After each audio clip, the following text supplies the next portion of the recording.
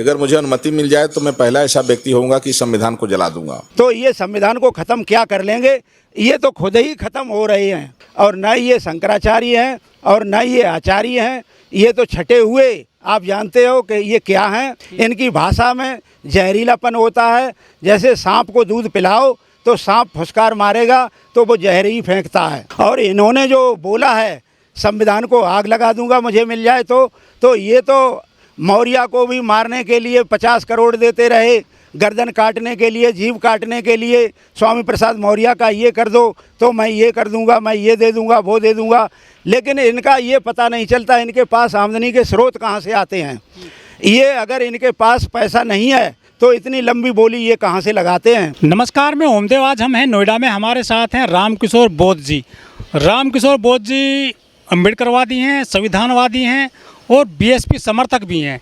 रामकिशोर जी अयोध्या के एक जगत गुरु महाराज हैं, परमहंस। उन्होंने एक टीवी चैनल को इंटरव्यू दिया और बहुत ही जहरीली भाषा का प्रयोग करते हुए कहा कि यदि मेरा बस चले तो मैं भारतीय संविधान को जला दूं, आग लगा दूं, हटा दूं। उनके इस बयान को किस तरह देखते हैं आप? वो एक महाराज हैं, समाज जोड़ने की बात करनी चाहिए उनको, तो वो संविधान तोड़ने की बात करते हैं। क्या कहना चाहोगे? ये जगत गुरु बनते हैं लेकिन ये जगत गुरु हैं नहीं। जगत गुरु वो होता है जो पूरे जगत में, पूरे विश्व में, पूरे संसार में, दुनिया में शांति चाहता है, अमन चैन चाहता है और शील पालन करता है और मीठी भाषा बोलता है, सबको गले लगाता है और अच्छे उपदेश प्रवचन दे करके रोते हुए को भी हंसाता है। वो जगत गुरु होता है। संविधान से दिक्कत क्यों मानते हैं ये भगवाधारी बाबा? हमेशा आग उगलते हैं संविधान को लेकर। इनको ये पता है कि संविधान जो है बराबरी का दर्जा देता है, सबको समान अधिकार देता है, मानवता का पाठ पढ़ाता है और उस मानवता के तहत पूरा देश एकजुट, एक समान, चाहे वो व्यापार करे, चाहे वो राजनीति करे और चाहे वो नौकरी करे, सबको, चाहे स्कूलों में बच्चे पढ़ाए, हॉस्पिटल में उनका इलाज हो, सबको शांति मिले, सबको बराबरी का हक का अधिकार मिले। तो ये नहीं चाहते हैं, ये ऊंच नीच चाहते हैं जिसमें ब्राह्मण मलाई चाटता रहे, बकाया सेवादार बने रहें। तो ये संविधान को इसलिए ख़त्म करना चाहते हैं कि बाबा साहब ने संविधान दिया है और संविधान और बाबा साहब एक दूसरे के पूरक हैं और ये संविधान को तोड़ना मरोड़ना ख़त्म करना चाहते हैं, मनुस्मृति को लाना चाहते हैं। जो इनके सपने बहुजन समाज कभी साकार होने नहीं देगा, चाहे शंकराचार्य आ जाएं, चाहे शंकराचार्य के और पिताजी आ जाएं, कभी भी ये सपने साकार नहीं होंगे। इस देश में क्रांति होगी और मैं आपको बताता हूँ ओमदेव जी, इस देश में वो दिन दूर नहीं है कि भीमा कोरेगांव भी हो जाएगा, यहाँ पर 2 अप्रैल वाला तांडव भी हो जाएगा। अगर इन्होंने रवैया अपना नहीं बदला और सरकार ने इनको नहीं शांत किया तो यहाँ पर बहुत बड़ी क्रांति हो जाएगी और देश में अमन चैन ख़त्म हो जाएगा। इसलिए मैं कहता हूँ कि ये जो सरकार में नए नए आए हैं वो हमारे मोदी जी इन पर अंकुश लगाएं और ये ऊल जलूल बयान देने से बचें। मैं चाहता हूँ कि इस देश में अमन चैन बना रहे, भाईचारा बना रहे, इसमें दुश्मनी पैदा ना हो, इसलिए इनको समझाएं और इनके बयानों पर अंकुश लगाएं और तभी ये देश बचा रहेगा। बीजेपी के मंत्री कहते हैं कि हम संविधान बदलने आए हैं, अनंत हेगड़े। इसके अलावा विवेक देवराय जो आर्थिक सलाहकार समिति के जो सदस्य रहे हैं, उन्होंने भी कहा था कि संविधान बदलने का टाइम आ गया है। जबकि मोदी जी कहते हैं कि मैं संविधान की वजह से ही प्रधानमंत्री बना हूं।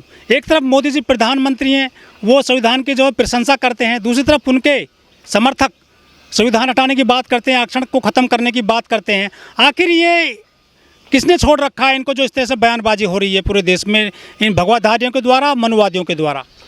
ये सब इनकी मिली भगत है, ये सब अंडरग्राउंड मिले हुए हैं, चाहे वो प्रधानमंत्री हो, चाहे आरएसएस के मोहन भागवत जी हों और चाहे ये अनंत हेगड़े हों, चाहे ये उनके जो संविधान उसके सलाहकार समिति के लोग हैं, वो ये सब बच्चा बोल नहीं सकता बगैर बाप की अनुमति के। तो ये जो बैठे हुए पावर में हैं, सत्ताधारी हैं, जो राज सत्ता में बैठे हुए लोग हैं, इनकी मर्जी से बोलते हैं और संविधान का इन्होंने कभी सम्मान नहीं किया। संविधान की तो ये नकली कॉपी लेकर के आके सिर झुका देते हैं और कहते मैं भारत के संविधान का सम्मान करता हूँ। ये कभी सम्मान नहीं करते। अगर ये सम्मान करते तो हमारे देश में रोजगार रहता, हमारे देश में शिक्षा रहती, हमारे देश में दवाई होती, हमारे देश में पढ़ाई होती, हमारे देश में बराबरी होती, हमारे देश में खुशहाली होती। और ये सब ख़त्म हो रहा है तो संविधान की धज्जियाँ उड़ाकर। और रही बात ये कि जिन्होंने ये बोला कि संविधान बदलने के लिए ही आए हैं, उन्हें इस देश की जनता ने ही बदल दिया, वो जीत कर दोबारा लौट कर ही नहीं आए। और अगर यही रवैया इन्होंने रहा तो 2029 का जो चुनाव होगा उसमें ये न मोदी होंगे और न योगी होंगे, ये कोई नहीं होंगे। ये जनता की सरकार होगी और जनता के लिए होगी और जनता के लिए भलाई के काम करेगी। जो भी नेता बनेगा, जो भी प्रधानमंत्री बनेगा, जो भी मुख्यमंत्री बनेगा, गरीब की सेवा के लिए बनेगा। स्वामी कोई नहीं होता इस देश में, सेवक हैं ये सब, सेवक जनता की सेवा के लिए चुने जाते हैं। वोट जो डेमोक्रेसी है, वोट इसीलिए अधिकार मिला है कि वोट गरीब से लेकर अमीर का एक ही कीमत रखता है। ना तो प्रधानमंत्री का वोट अलग वैल्यू रखता है और ना एक मजदूर का, ना किसान का, सबका बराबर होता है। तो वोट के द्वारा अगर ये ठीक से काम नहीं करेंगे तो इनको अभी डैमेज किया। लंगड़ी सरकार, कांसीराम साहब कहते थे, जब बीपी सिंह की सरकार थी और राजीव गांधी की सरकार को जब कमज़ोर कर दिया तो बीपी सिंह की सरकार थी तो दिल्ली में मैं जाया करता था, धरना प्रदर्शन हुआ करते थे मंडी हाउस में, पुराना सचिवालय, लाल किला, इन जगहों पर, मैं जगह संसद मार्ग पे, तो मैं वहाँ जाता था। तो कांसीराम साहब कहते थे इस लंगड़ी सरकार को एक धक्का मार दो। तो अब मोदी जी की सरकार कोई बहुमत की सरकार नहीं है, ये केवल बैसाखी पर चलने वाली सरकार हो गई है। ये बाबा ऐसे शब्दों का यूज करते हैं कि जला देंगे, ख़त्म कर देंगे, क्या एक बाबा की भाषा हो सकती है? इनको ज्ञान नहीं है, ये अज्ञानी लोग हैं। ग्रंथ पढ़ रखे हैं, उन्होंने वेद पढ़े। इन्होंने ग्रंथ कोई नहीं पढ़ रखे हैं, इन्होंने केवल अपनी तानाशाही पढ़ रखी है। ये तानाशाह हैं और ये अपनी तानाशाही के बदौलत ये सब काम करते रहते। अगर इन्होंने ग्रंथ पढ़ा होता और इनको अगर ज्ञान होता तो ये ऐसी बात उल जलूल कभी ना करते कि संविधान को। कार्रवाई क्यों नहीं करती है इन पर? सरकार कार्रवाई क्यों नहीं करती है? जबकि जो और एक्टिविस्ट हैं या जो कोई आवाज़ उठाता है जोर जुल्म के खिलाफ तो उनको तो जेल में डाल दिया जाता है। ऐसे बाबाओं के खिलाफ क्यों नहीं कार्रवाई करती सरकार? एक गांव की कहावत है ओमदेव जी, वो कहते हैं कि बाबा भय कुतवाल हमें डर काहेगा।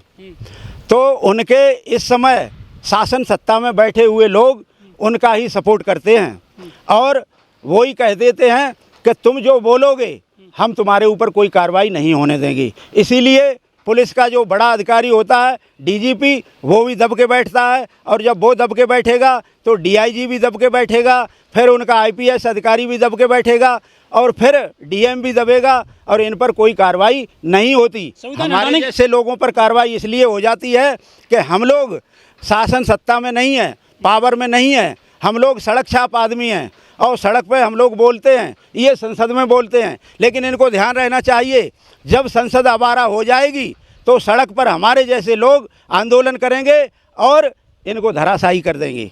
लेकिन ये जो कह रहे हैं कि हम संविधान हटा देंगे, क्या कि दूसरा संविधान बना के रखा हुआ है इन्होंने, देश कैसे चलेगा फिर?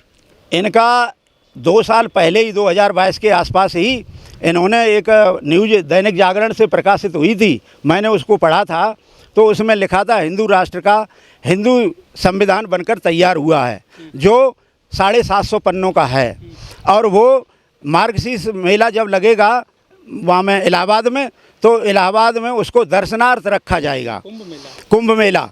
तो उस कुंभ मेले में दर्शनार्थ रखा जाएगा।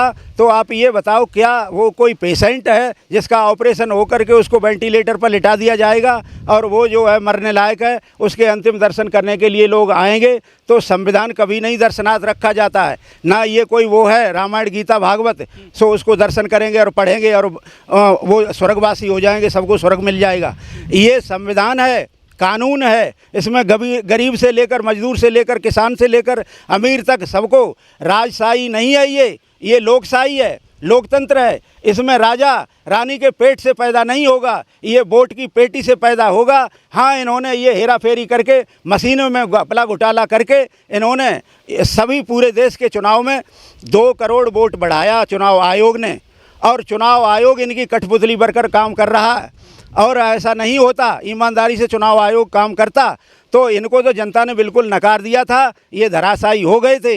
और इन्होंने जो वोटर लिस्ट में जितने वोट हैं उससे ज़्यादा वोट काउंटिंग में हो रहे हैं, तो इसका मतलब इन्होंने घपलेबाजी खूब की है दब के, और इसीलिए ये दोबारा से दिखाई दे रही है।